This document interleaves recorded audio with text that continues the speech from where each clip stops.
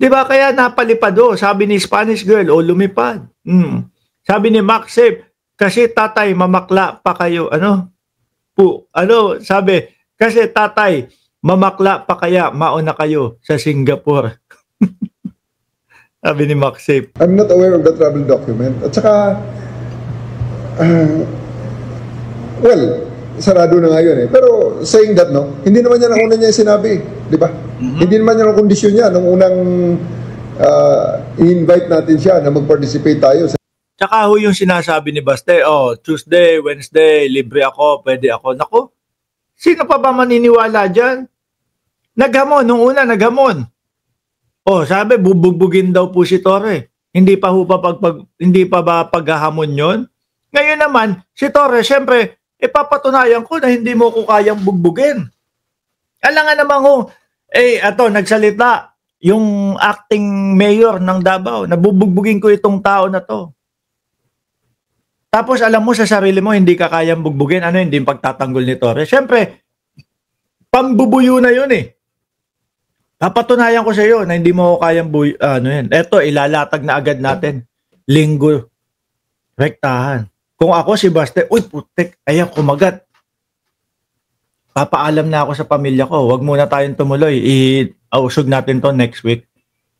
Hindi naman humalaki ang dyan, mga bossing. Yung pag-usog. Siguro magkano? $150 siguro per head. Kung sakaling may babayaran sila para i-rebook yung ticket. Para umusog lang ng konti. Di ba?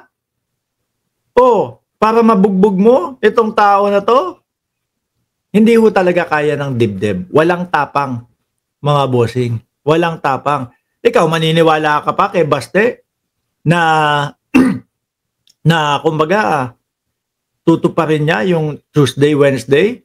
Baka ho pagpalapit na yung araw na yon, mga boss chief amo sir, baka ang sabihin ni Baste, ito yung kondisyon namin, may ganito, may panibagong kondisyon na naman. Di ba?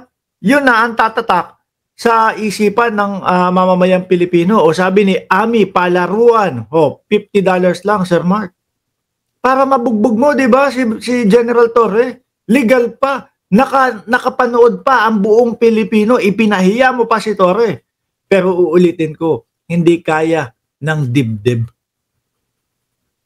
Kayang sabihin ng bunganga, dahil malayo, pero kapag malapitan, wala na, hindi na kaya ng dibdib ho, mga bossing. Sa isang charity boxing match, ang una niya sinabi kaagad, drug test sa lahat ng government officials. Anak ng tinapa, paano yun? Diba? Una sabi, drug test muna, hair follicle. Sabi ni Baste, hair follicle kay President Bongbong Marcos. Nung na-realize niya, naku, baka mamaya biglang natipuhan ng presidente na manood ng boxing match at magpa-hair follicle. 2 beses na pong nagpa-drug test ang Pangulo, hindi pa ba sapat yun? Ito, pangatlo, uto-uto na. Alam niyo naman po, style ng mga DDS, di ba? Ay, uto-uto. Yan, ginagawa nila kay Torre ngayon. Hahamon si Baste. Kapag hindi kumagat si General Torre, wala ka pala, Torre, duwag ka pala Ganyan ang estilo ng mga DDS. Wala ka pala, Torre, duwag ka pala No? Pero eto, pinatulan ay uto-uto. Ganyan lang din ang sasabihin ng mga DDS. No? Uto-uto pala yung Pangulo nyo Ayan, nagpa-drug test. Nagpa-drug test ulit. Tsaka, paano matutuloy yun, mga bossing? Ang gusto ni Baste, buong mga nakaupo po sa gobyerno. Ibig sabihin, kasama pati mga konsehal. Kada isang kada isang distrito, ilan ang konsehal? 6, 7. Di ibig sabihin, 1,000 na sa isang syudad pa lang, mga kababayan. Paano? Tinapa. Yung sagot ni Baste, alam ho natin mga kababayan, nasagot na ayaw kong lumaban, hindi ko kaya yung laban na yan. Sabi nga ni Tonying, pagkadami-daming sinabi ni Baste, isa lang ang naintindihan ko, ayaw ko. Yun ang ibig sabihin ng lahat na yun. Di ba? Hanggang ngayon, nasa na ba si Baste? Wala. Siguro mga 1 week po yan. Si Barbie hindi magpaparamdam. Ay, si Barbie 2, no? Kasi meron na silang unang-unang Barbie 1, baka magalit naman. Inaagawan mo ako ng corona. Ako ang totoong Barbie, no? O Barbie 1 at Barbie 2. Hindi ho magpaparamdam, sigurado yan ngayon. Hindi magsasalita yan. Kasi makakatikim ho yan, mga kababayan, ng wala, duwag ka. Di ba, Mr. White? Sayang ang tato ng akla.